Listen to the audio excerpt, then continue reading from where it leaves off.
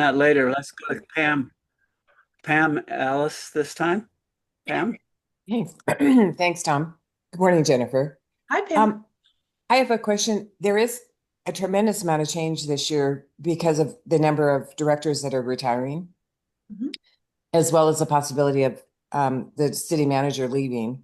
It seems like, having watched the meeting this Monday, an impressive turnaround in how people perceive the Amen Recreation Center. So you had both Scott Aspenleiter and the director of Sabura saying, I came in completely opposed. I wanted nothing to do with the Parks Department. It seems like there's been a turnaround in how, in that process, in the engagement of the community, in the engagement of the council, and frankly, in telling the truth. I mean, I was really delighted when people asked Gavin questions and he said, I don't have that information. Well, thank you. I mean, I'd much rather you not have the information than just make it up or have some fantasy. And it seems like the financial information is much more reasonable. But how is the council and the city being impacted by the turnover of directors? And how are you feeling about the process for hiring new directors? We've typically hired everybody in-house, which has its merit, but also it doesn't lead to any new ideas. So I'll leave it at that. Yeah, I think, obviously when you have the city has pretty good retention, which means we're going to go through waves where everybody's kind of coming to retirement age, and we're certainly in that place now. There are a few key openings. Our IT director is open. We have heard that Public Works will be open at the end of the year. So these are some core agency functions. I will tell you, I do think that Gavin's promotion to Parks Director has been an absolute sea change. I have spent a lot of hours in his office listening to him think systemically about how we invest in parks, how we activate parks, how we show the public return on investment. He's hearing what the public is saying and finding ways to implement it within the resources he's been given. And I think that's building a lot of confidence, not just with council, but with the community in general. I think we got very, very lucky with our airport director who was hired. Gosh, maybe it was 2 years ago now. Council's talking about spinning them off into an independent airport authority because I think Jeff has demonstrated real competence. He's much more quiet and soft spoken, but he has shown where we could do better as a community with air service with some independence and has been just such a tremendous asset to how we think about not just airport but transit infrastructure and is really guided. I think Met bus operations have improved tremendously. There's really just we have done very well in bringing some new people on board, some people getting promoted up, some people coming in from outside. So I'm very optimistic. I think that if council is in a position of hiring a new city administrator, this council has learned a lot. The next council will have the benefit of that in terms of understanding what the community wants and how we sort of navigate through this maturing of city government as we do grow as a community and the public is increasingly expecting not just transparency but engagement in government. So I'm very optimistic that while people have earned their retirement and will be sad to see them go, we have the opportunity to attract really bright talent to the community. So I'm very optimistic. Thanks. I'm assuming that you don't know yet whether Chris has been offered the job in Michigan. Oh, yes, he's I already announced. Yeah. He's he announced that has he's applied for multiple, so I know he's announced on one. I don't know about the others. yeah. he's announced that he's a finalist, but not that he's been offered the job. He He was was not not offered the offered. job. He, Oh, okay. So I missed that. yeah. Okay, let's jump to Shannon and then Jack, and then we'll go back to Carol.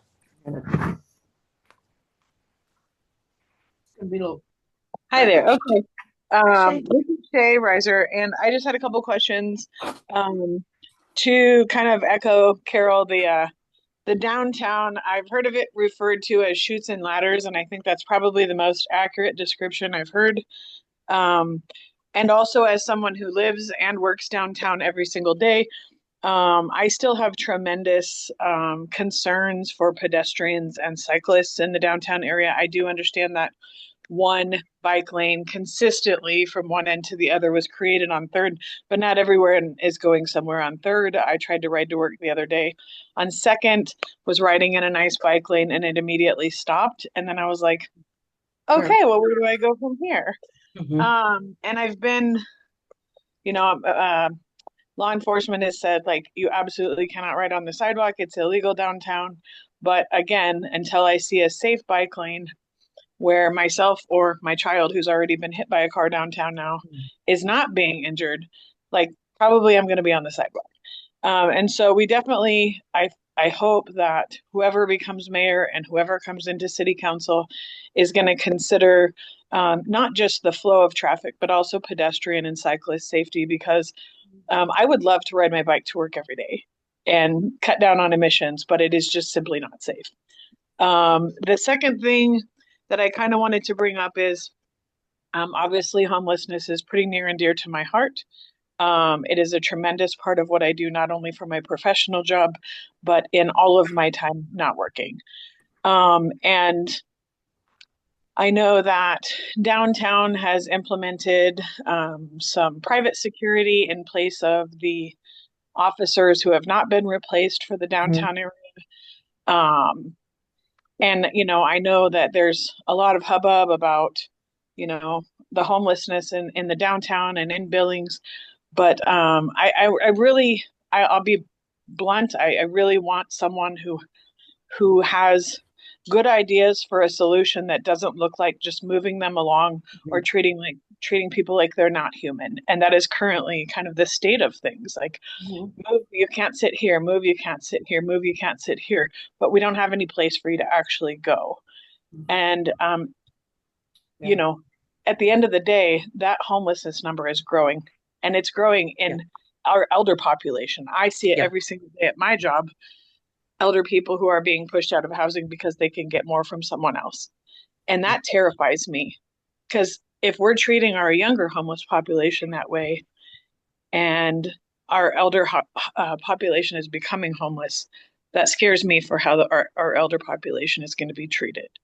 The Mhm. third thing I just want to call out is there is a significant increase in hate crimes and um, hate and discrimination kind of at the light of this current administration. And it's increasing a lot in Billings, and some more really kind of abhorrent and violent things are happening. And I have the being on the Human Relations Commission, we're seeing some more reports of that. I mean, that could be just because people didn't know that that commission even existed and now they're learning about it.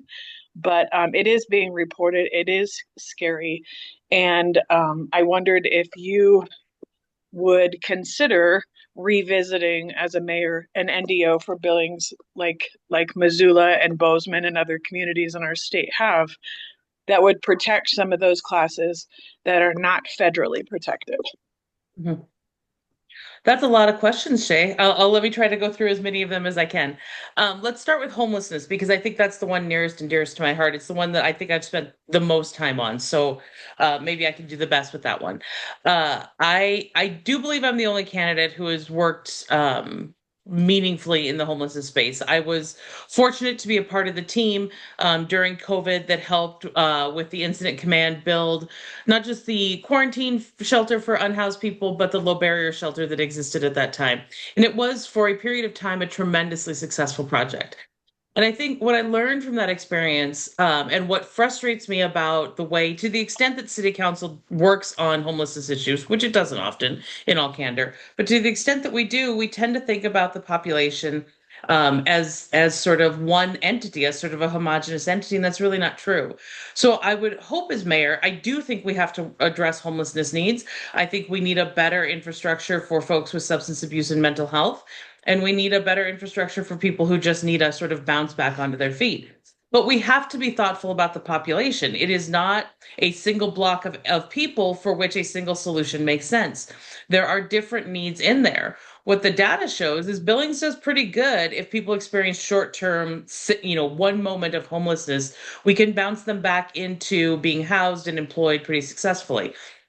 What we don't do well with is people who are chronically homeless or people who really sort of struggle for more than 6 months. And so I think we need multiple different strategies that meet people where they're at and address multiple different needs. I think you're absolutely right to highlight the concern among the elderly population. I think there is a growing need for almost a version of assisted living. We don't have adequate assisted living for people who are well-resourced and housed, let alone people who are vulnerable. And so we will need strategies that help those who can sustain and maintain work to find that and to find housing to go with it. We will need permanent supportive housing for people who are unable to sustain employment or who need ongoing support to do that. We will need a strategy for the aging population. We have to take these pieces individually rather than thinking there is a homelessness strategy. For me, there is no compassion in letting people suffer or making it comfortable for people to suffer. So I want systemic solutions and I want stakeholders at the table. We don't have adequate resources as a city council to address the homelessness issue, but there are resources in the community that could be better marshaled and better aligned along a strategy. I think in some cases, council has done a disservice to providers. We leave gaps in funding when we know we duplicate funding among agencies. I think we have not been necessarily a good partner in allocating the resources that we have. So this is an area where I feel like not only can I tackle it, but I would tackle it. I've worked very hard on some public safety strategies, but as we build public safety solutions, I'm not interested in seeing folks who are vulnerable and homeless ending up in a criminal justice system when they need behavioral health supports or other supports. So for me, being ahead of the curve, having strategies and having diversion programs is really fundamental and critical. So I just want you to know this is an issue where I have worked and an issue where I would continue to work as mayor. It is something to me that it's a dignity issue, and I'm not satisfied with where we're at. So she On did the bike ask, lanes, well, she did I ask about NDO. What is your yep, position on that? yep. I'm just going to grab the bike lanes and then I'll conclude with NDO. So the I will be interested to see how the grade separated bike lanes come out. I have concerns about them. They are a significant maintenance cost. If they create more safety, then I think that's something council has to take seriously. But I just don't know how they're going to work right now. So I do hear the safety concerns. I don't know if we've solved it with a grade separated bike lane. I guess we'll see. And then on the NDO. My position on an NDO has been consistent, and I will just repeat it to you now. I believe that an NDO needs to come from the community, not from City Hall. So I would like to see, I've seen it happen in other communities, what really looks like a sort of a harmony process, a reconciliation process, where the stakeholders who care about this issue 360 degrees find ways to craft something that makes sense for Billings rather than having a single group of stakeholders for it or a single group of stakeholders against it. I've seen communities who undertake a facilitated process of sort of finding harmony, finding neighborhood, finding community. And I think where they've done that, they've had solutions that make sense for them. So that I think if we can catalyze that kind of conversation that strengthens and unites us as neighbors, even where we might disagree sharply, then that's something I think City Council would need to take a look at. I'm not interested in what I've seen in the past where a single group of opponents or proponents really just have their hearts ripped out on camera. That I don't like that. I don't think it's been fair. I don't think it's been right. I would want to see a community conversation that represents some sort of unity and consensus. And then I think council has to take that seriously. That's what I said when I ran in 2021. It's what I would say to you today. Okay, let's go on to Jack Klondike. Good morning, Jennifer. Good morning. I have two questions. With the plethora of issues that are facing Billings right now, I'm curious to know what your priorities are Mhm. and how you might tackle some of those. And I'm also interested in knowing how much the mayor can influence any of that. Yeah. Yeah, that last question is what I hear a lot. So I think for me, to be very specific, three core things are what I'm hearing from the public that I believe I would focus on. I still hear people want to see this be a safer community for everybody. I think that has to be, it's the fundamental role of government. And so we have to work on crime issues. We have to work on safety issues. We have to make this a safe community. That for me is number one. Number two, overwhelmingly, what I hear is traffic. People are frustrated with traffic. They don't feel safe on the roads, whether they are driving, pedestrian, biking, however they're on the roads. This traffic congestion, the lack of traffic planning is critical. And then the third that I hear, and I am dedicated to it, is we need to re-earn the public's trust. The sort of series of missteps that we've seen out of local government on water bills, now on this unacceptable situation at the animal shelter, the public doesn't have confidence in its local government. And as the government, that's closest to you, where we see each other in the stores every day, we just have to do better in earning the public's trust back, showing that we're good stewards of the resources that we've been given, that people really have a seat at the table for the conversation. We just have to do that. And so those are the three things that I would concentrate on. Now, people will say that we have a weak mayor system, and so the mayor can't do anything. And to some extent, that's true, but I'm not. That's not my worldview. I think there is a limited scope of authorities that our mayor has under our city charter. That is true. But the ability to articulate a vision, to mobilize people behind these priorities, to be an advocate in the community for what we are doing together, and an advocate in Helena or nationally for what Billings needs to be successful is enormous and untapped. So I do believe that even with the government structure we have, a mayor with a real vision can mobilize our community. Okay. Okay, I think we'll just go along with whose hands up first. So we'll go to Pam and then Carol and then Kathy. Thanks. Well, when the state was looking at building the women's prison close to the heights, there was a lot of pushback from the community and from the council. Now the governor is saying, hey, community, if you want the women's prison in your spot, let us know. How do you see the city responding to that question from the governor? Well, my response has been, that's a great process. How about you do it for the mental health hospital? Because I think that's where they have not had an appropriate amount of community engagement as they look to cite things. I think, we have a women's prison here. I think that whether ours gets upgraded and improved, whether they build a second one somewhere else, or whether they build a single one and shut ours down, that's not a decision I follow closely. I've been much more engaged in the conversation around the potential mental health hospital. And so my ask to the governor's office, and I think what other council members will say, is we would like to see a similar process for the siting of the mental health hospital. Thank you. Oh, so do you support it or do you not support it? The mental health hospital, Tom? Yes. I don't think we know enough to be able to decide if we support it or not. If there is, what we've heard from the state is their focus is entirely on a forensic criminal facility. Essentially, it would be for competency evaluation and for holding people who have been adjudicated guilty but criminally insane. So it doesn't expand mental health services in the community. It provides some relief to the jail. It would expedite trials by getting competency evaluations done more quickly. So there is some benefit, but it's not expanding mental health resources in the community. So my pushback has been, if this is going to be in Yellowstone County, and I do think that's an if it's going to be here, we need something that integrates into our system. I understand the state's perspective that they need a criminal component, but what we need is a civil component. We need a place where people can access beds, where people can be referred, where there is an expansion, not just of resources, but of workforce. The state has expressed an interest in Yellowstone County because they think we have workforce, but anybody working in behavioral health knows that we are tapped and struggling.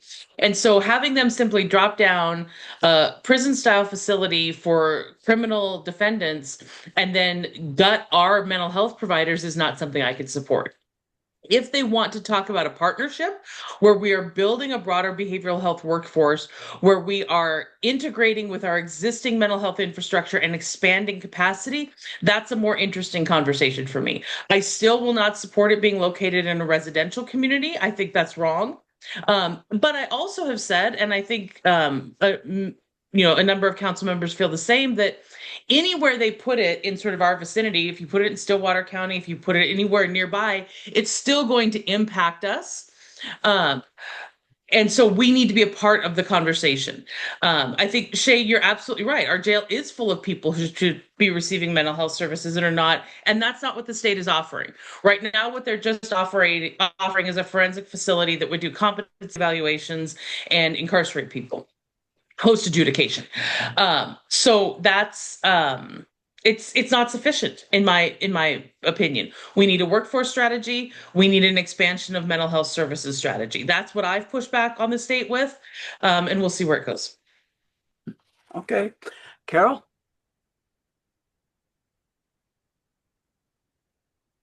Yeah, a lot of this, all these issues, I still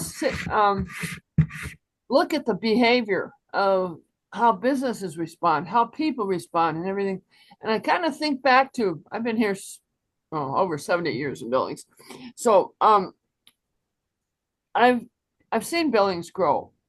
I've seen some things happen in Billings. They've taken and trying to feel like they're going to be successful and get more into being a city and more out there. They've left some stuff behind that they didn't need to.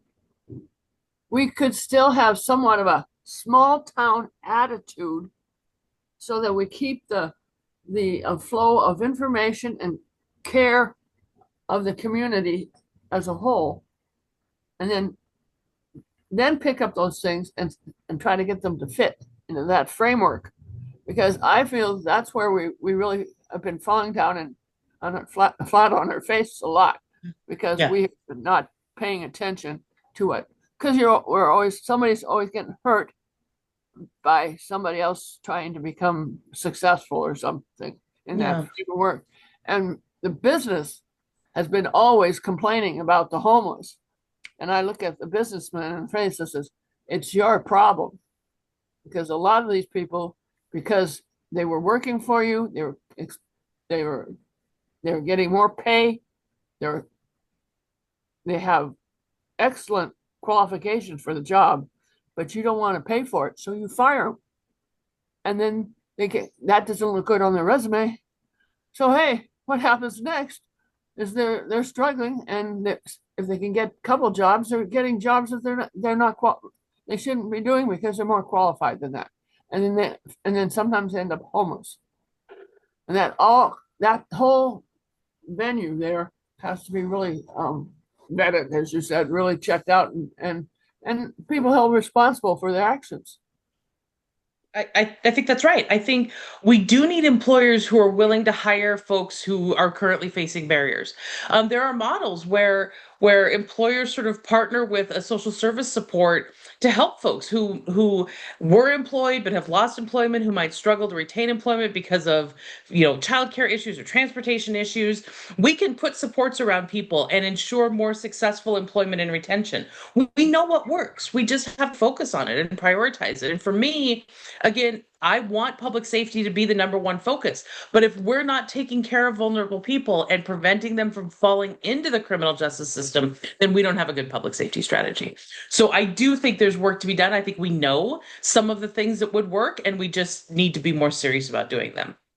But on the growth issue, Carol, I think it goes back to what I said earlier. We haven't paid attention to all of our neighborhoods. As Billings grows, we're going to find more of that small community connection in our neighborhoods. I live in the Heights. I love my friends on the West End. I like going out there, but I'd rather not, if I don't have to, every single weekend just to get my chores done. If we can't have a successful South Side if they don't have a grocery store. We can't have a booming downtown if they don't have basic resources. If we don't invest in economically developing equitably all of our neighborhoods, we will lose what we love about Billings, which is that small town feel. We can preserve it in our neighborhoods if we have a more thoughtful strategy on how we grow and develop economically. Okay.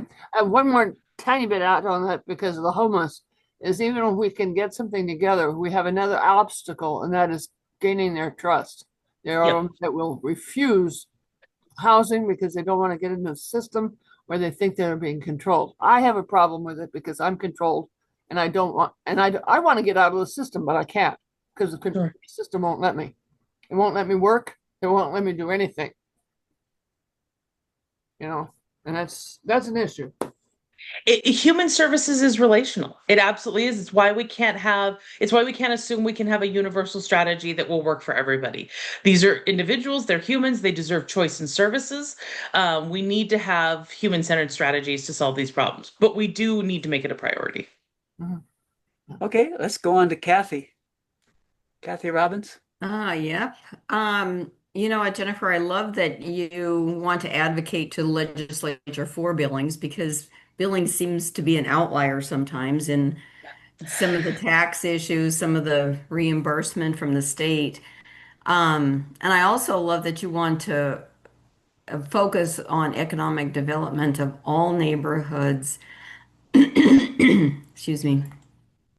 Um, I actually have read your website, and one of the first sentences that you have to describe yourself is that you are the only conservative choice for um, mayor. And I wonder, I don't know what you mean by conservative choice, and um, I, for one, am for development. I'm for development in all these areas that you described, the Heights, the South Yeah. Side. You know, it would actually help traffic if there were Yes. choices in those areas. And but I'm just kind of wondering, I don't know what that word, I'm the conservative choice means, and what does that mean to you? It's interesting to me because, as you know, city council races are nonpartisan. Right. They always have been, and I think for a very long time in our community's history, we held that very near and dear to our hearts. That Yes. has absolutely changed. It changed in 2021. I went into this assuming that we would not talk partisan politics, and it was the number one question I got asked, and it continues to be that today. Even though, so there is a concern that I hear from a lot of voters that if we don't sort of identify our philosophy of government, we're hiding something from the voters. So I say that to be very upfront. I'm a Republican, have been all my life. I take a conservative mindset to things. I'm not excited about growing taxes. I'm not excited about growing government. What I am excited about is community-based solutions. And so I generally say I'm a conservative and a problem solver because I think often when people hear the word conservative, they think, oh, they won't engage in social issues or human service issues, and that's not my approach. I think we can solve these challenges, and that often the best solutions come either in the private sector or with the public and private sectors working together rather than government leading. So I share that just to share my worldview, how I come to the governing table, and so that people don't think that I'm hiding anything. I want to be real upfront about who I am and how I think about problem solving in the public sector. I've been in the private sector. I've been in the public sector all my life. I've worked state, federal, local government. But that's how I come to the table. I'd rather see the private sector go first, not government go first. I'd rather be in partnership rather than leading. I'm not excited to grow taxes, but I am excited to solve problems. So that's why I share that. You're mute, Kathy. Oh, sorry. And just on the taxes side of that, Yeah. doesn't it depend on what the taxes are for? People really do vote for increased taxes for police. I Um, and yes. when the taxes for the park infrastructure came up, they didn't see it as something that would be helpful to them. Um, just saying blanket, I'm not for growing taxes. Oh my gosh, our property taxes has increased by a ton and Billings got nothing for it. Yeah. And there's nothing out there saying, this all went to the state and the state has a big surplus now. Yeah. And maybe that's going to go away, in the next couple of years. But um, I do love the fact that you would want to advocate for Billings Yeah. because this is truly hurting our community and making people say, no, I'm not voting for more taxes, even if it's going to help them in their neighborhood. They're not going to do it. And Yeah. so there's kind of the view that taxes are a bad thing that is not necessarily true. in Well, all and cases. it's really what I like about the way our local government works, right? So I think it's also, yes, people want to know what the case is. Why are you asking for a tax increase? But they also want to know that their taxes are being well spent. So I think that if we show the public, listen, here's how we have aligned the dollars you've given us with priorities, and these are the things we cannot fund with the existing tax base. Now you, the voters, decide. It's to you, right? If you choose to tax yourself, that's your right. You're entitled to that. And I like that conversation at a local government level. But you're also right to say that we've not done a good enough job of advocating for the city of Billings. Yellowstone County sends a tremendous amount of money to Helena, and we get very little in return. The fact that we cannot get the state to fund some of the amenities at the West End reservoirs, it's $7 million, and it would be such a tremendous, not just resiliency asset, but asset to the overall community. And we cannot, we have not effectively advocated for what our community infrastructure needs, recognizing that Billings, the economy of Billings powers the state. So I do think we need to be a little bit more bold in saying, listen, we drive a lot of economic power in the state. We need to see that our infrastructure is invested in. We need to have a very serious conversation about Medicaid reimbursement and what it's doing to the city of Billings. We have to be proponents for the success of the city and stop being embarrassed that we're the largest community and we shouldn't have a seat at the table. I'm just not for that. Okay, let's go on to Patricia. Hi, can you hear me okay? Sure Yeah. can. Oh, well, I first I assumed you were a Democrat because you were a woman, but now that, yeah, okay, so you're a Republican, and that kind of changes my whole field of questions. Okay. Um, well, I think actually, being a woman won't hurt you as much if you're a Republican. If you were a woman and a Democrat running for mayor, I would say you're wasting your time in this county. So you're a Republican, cool. I love everybody, but what about all the culture? You know that politician in Minnesota was murdered, and it was and her husband too, and it was all just swept kind of under the carpet. Josh Shapiro's home in Pennsylvania was set on fire. A lot of us Democrats feel that this is caused by the head of our country trying to intimidate leading politicians like Tim Walz and Josh Shapiro. Um, and a lot of us are secretly happy about this know nothing kid who got killed last week. Who he was uh advocating for racism, saying that the Civil Rights Act was wrong, that Martin Luther King was just, a bad guy. Um, what about the culture here? My ex just, the toxic attitude toward most women. Um, have you heard a lot of these right-wing guys talk about women and about minorities? Um, how do you feel about all that? I'm handicapped and I work night and day, but I still get nothing but um hatred just for being a woman and for being poor and single and childless. Um and we Democrats, we're just supposed to sit and take it because Trump is so loud and aggressive. And frankly, I wouldn't vote for you, hon, because you're a Republican. I'm actually a moderate Democrat. I think the Democrats are making a huge mistake going far left with Ma'am Dami there in New York City, who's a rabid socialist. Um, but I can't help but see all the hatred and vitriol uh, directed toward me as a woman. Yeah. Yeah, that's a lot. And thank you, Patricia, I think for sharing that. I could see there's real pain and hurt behind what you're saying. So thanks for being so open this morning. That I have worked in the federal government, I've worked in state government, I choose local government. We're neighbors, we're one community.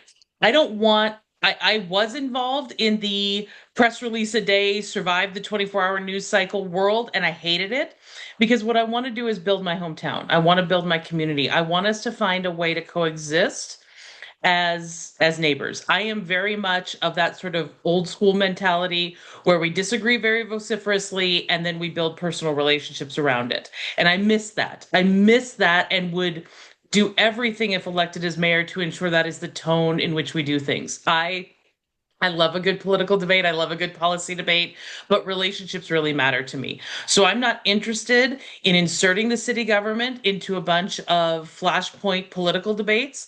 I'm not interested in division for the sake of division or for news attention or any of what I see going on at the federal level. This is my home. I want to build this community.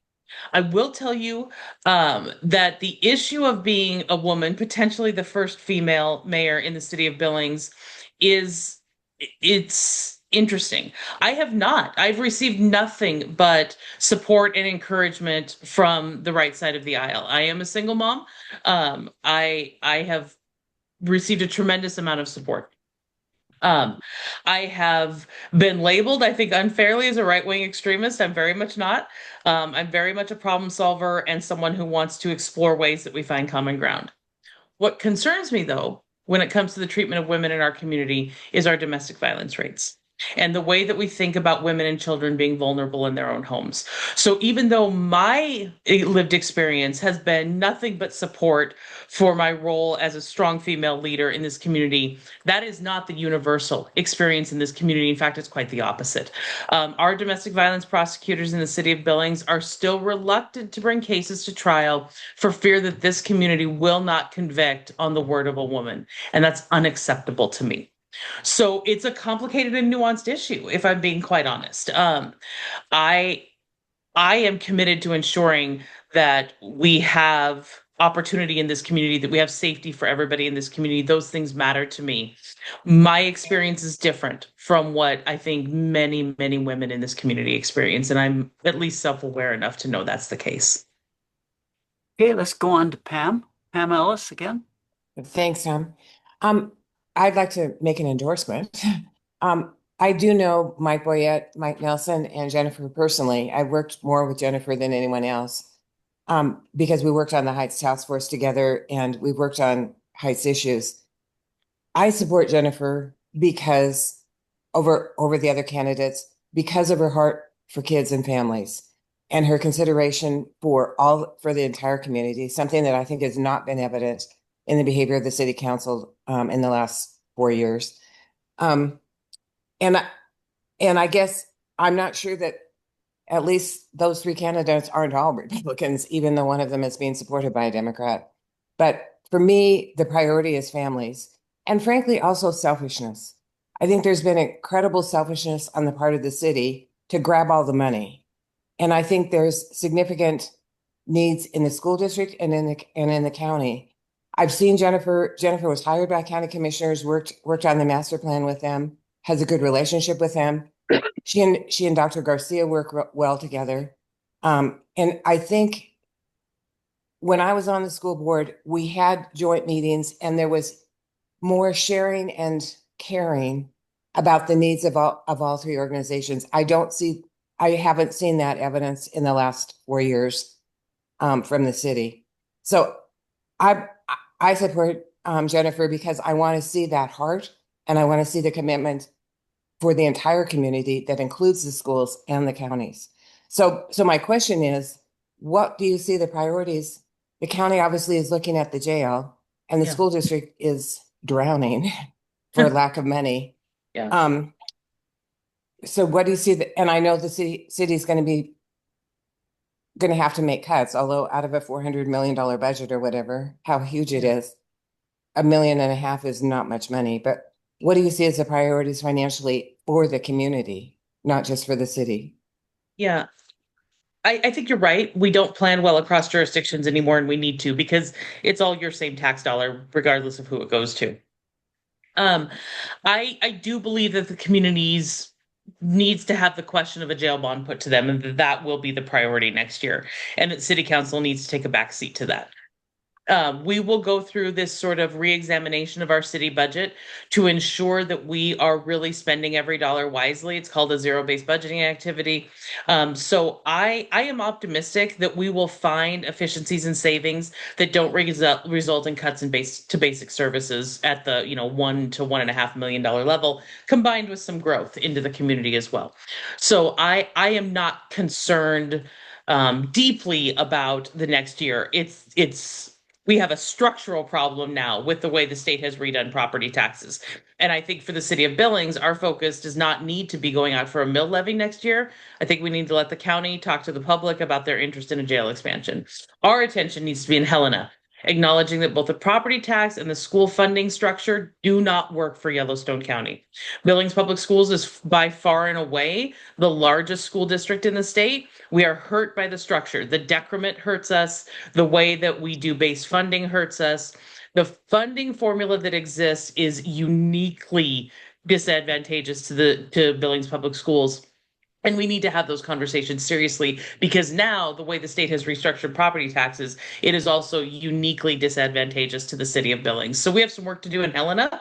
I think that needs to be our attention for the next year heading into the 27 session. And I think we need to let the commissioners have their conversation with the public about a jail expansion. Okay, Jack Conbeck.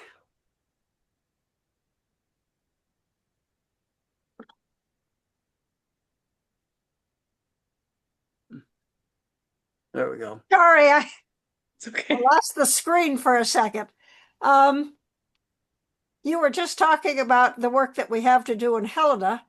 Mm. And at the same time, I think a lot of us get very frustrated with a lot of our representation in Helena that votes against Billings issues all of the time. Mm-hmm. How do we address that? Or are you okay with that?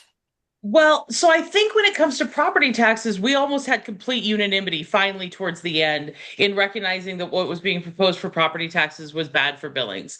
But we honestly, there have been some efforts, I will say, in the last couple of years to work more closely with the legislative delegation, but we have a lot of work to do. I was astounded at the number of legislators who fundamentally didn't understand how the budget of the city of Billings works. So they couldn't comprehend how the property tax was going to hurt us. And we clearly haven't done our job in educating them on the structure of their local government and how to represent us in Helena.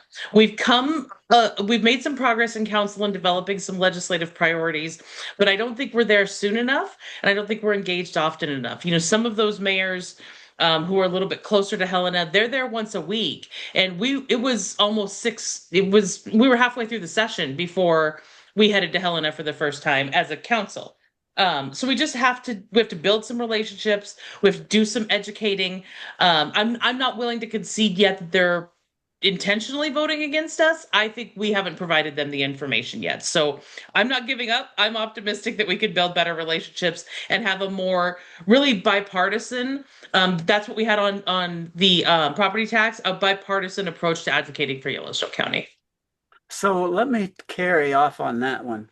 What do you think about do we need to change the charter?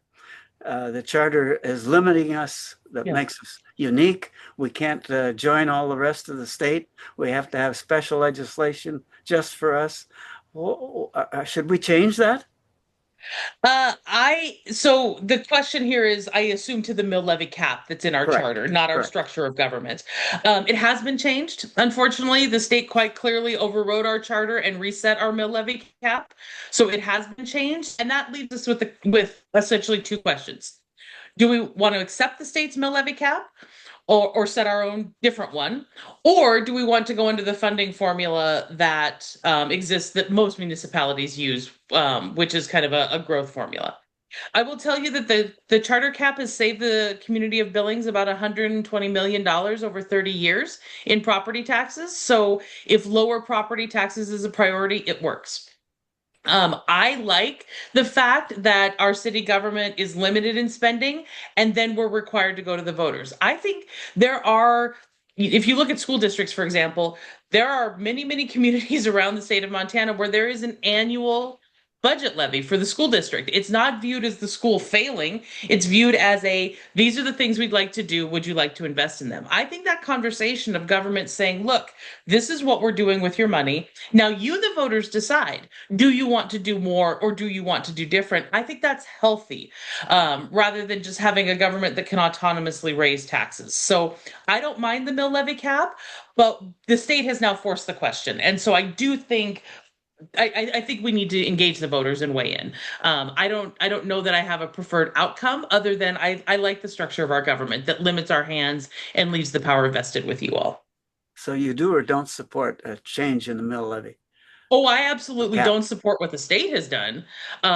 If the voters want to change it, that's their prerogative. No, and you would vote how on changing the cap on the mill levy? I would not vote to go under the state funding formula.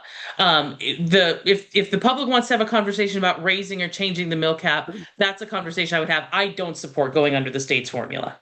So generally speaking, the city is like the county, I mean, like the school district and perhaps the county also, is short of funds. Uh, what are we going to do about that problem in order to really do the types of things that you're talking about? Yeah. We're going to have more money. Where are we going to We're get going to have some additional money, but I'm not confident yet in the underlying alignment of our budget to confidently say to you, here's how much more we need. So I want to do some work on organizing our budget and examining our budget a little bit more differently. And I want to understand what we can reasonably accomplish in the next, let's say, 5 years with growth into the community as a source of funding. So I'm not ready to say more taxes right now. I think there's some work that needs to be done first. All right, a couple of other questions I think probably needs to be talked about. Obviously, the biggest and probably the most important thing that the city council does is to select an administrator. Do we have a good administrator or don't we? I think Chris and I see the world very differently. I like him personally, but we don't agree on the role of city council. I think for Chris as city administrator, he wants a very limited city council, and for me, I want a robust and strong city council. So we see the world quite differently. I would like to see him focus more on the internal operations of the city, so that we don't have water billing issues and incinerator issues, and see him focus less on the policy role that I think is council's role. So I like him personally, but we disagree sharply on the role of council. Okay, second question then. It's been suggested that we need to have a stronger mayor because the mayor doesn't really have much authority. Cutting ribbons and introducing new businesses to the community is not something that a really good mayor should spend all their time on. And as far as the influence is concerned, you have one vote. And that's about it. What do you think? That I hate answering that question because it sounds self-serving. Yes, I do think that Billings overall, regardless of my future election, would benefit from a strong mayor form of government. I think the people who are most accountable to the voters should have more authority to drive the situation. I don't know. I think there's a lot of nuance around how we structure that, but generally, yes, I think a stronger mayor council form of government makes sense as we evolve and grow as a community. That said, if elected as mayor and we stay in the form that we're currently in, I still think there's more that the mayor can do rather than just cutting ribbons and running meetings. Okay, and then another question that's been raised. Some people think apparently that we have too many councilmen and that we ought to have only one in each ward Yeah. instead of two. What do you think? I like the idea of one member, one ward. So I would like to see the city maybe divided up into 8 wards. I think the proposal for 6 was too small and did not result in adequate representation. Right now, my ward mate Roy Neese and I, we collectively represent 25,000 people, about 16,000 registered voters, between the two of us. I didn't having only 6 council wards, I think, is too large of a district for adequate representation. So I like the idea of one member per ward, but anything less than 8 wards to me is not adequate representation. Okay, well, we're going to run out of time, but let's go with Kathy one more time and see. Go Yeah. ahead, Kathy. Well, I've been thinking about a lot of things, and how do you feel about um, businesses and how much pollution they give to this, bring to this city, clean air, clean water, what the city does to adequately provide clean water to the residents. I just want you to know your attitude about climate and the impact that government has on keeping that clean for people. Sure. I think Montana's constitution really takes our environmental stewardship seriously. I am inclined towards efficiency and technology rather than regulation and limitations. So, not surprising, I'm more free market approach to it. Billings does have extremely clean water. Our work on delivering high quality, on removing nutrients and pollution. Montana Billings has very, very clean water. We're quite proud of that. What I like to point out, I served before I was elected to council, served on the Energy and Conservation Commission, and I led the effort on that commission to have us certified as the 21st lead gold city in the world. So the city of Billings, I think, is a really good model. Billings has never had a big climate strategy or a environmental stewardship strategy, but we've still made really smart decisions that have resulted in excellent environmental preservation. When we looked at the metrics for lead for cities, we had 9 times the highest level of green space. So by any metric, we far exceeded how we have preserved parkland and green space and open space in the community. We have done methane capture at the landfill because it made economic sense and it had a huge environmental benefit, right? We're doing composting because, again, it saves tax dollars and makes a huge amount of sense. So I think where we find those things that allow us to deliver open spaces and clean air and clean water and preserve this backyard that we love so much. Billings has really shown what sustainable strategic solutions can accomplish by putting an incredibly high environmental standard city in the backyard of cool country. So that for me is something I really worked hard on and was really proud to see us certified as a LEED Gold City. And I think that's very good. Very good. One more question. Uh, there's quite a push right now for expanding our recreation activities, particularly as it relates to Ammon Park. And we've got a huge potential, but it's going to be costly to project more recreation out on the new West End Yeah. water participation or water development.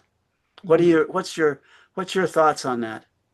Well, I love where we're at on the rec center development at Amon Park right now. The city focused on what it does, which is the sort of horizontal assets, right? Pipes and parking lots. And then we brought in private sector partners for the most part to build the vertical assets. The city is building, obviously, the courts. I think we're doing a really good job thinking that through and thinking about how to make it sustainable. But the work that the Hockey Foundation and other recreation partners are doing right now to build that complex, I think is the right place for us to be. It's that public-private partnership. Let the private sector do what it does well. Let us do what we do really well. The West End, likewise is representing a real potential. There are some things that we will need about 7 million in additional funding for to build out access to that and make it a real amenity for the community. But there are other amenities that we can, again, be landlords, right? The city is exploring, I think, for the first time, really having concessionaires in a thoughtful way. Let people come in and set up places to rent kayaks or do paddle boarding. And we don't need to be in that business. We don't need to offer that as a service because there are people who do it and do it better.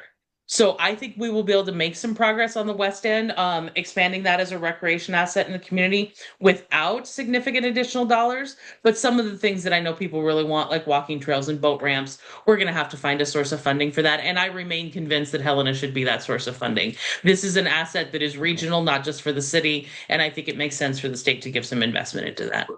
We're going over probably too long, but Patricia, if you have just one real quick question, go Well, ahead.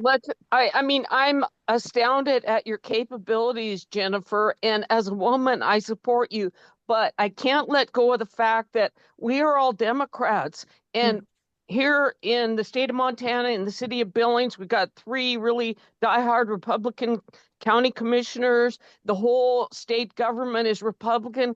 And I just have to urge you folks, look past her extreme capability and just look at the fact that she, God bless her, but she's on a different side than we are. Don't let go of that fact. Don't lose sight of that. Thank you. Very good. Thank you. Did you want to comment on that, Jennifer? No, I think it's okay to have sharp political disagreements. I think that's what elections are for. People are going to vote what they think they need to vote. And then after that, we'll figure out how to govern. Well, Jennifer, I want to thank you for coming. I think it's been a really interesting meeting. You've defended yourself very well. You've indicated you certainly have a lot of background and knowledge, and we appreciate that. And you've done a good job. Thanks, Tom. I always appreciate the conversation with you guys. It's always exciting. So thank you for the opportunity to come back and spend some time with you this morning. All right, good enough. All right, talk soon. Bye. We'll see you all later. Bye.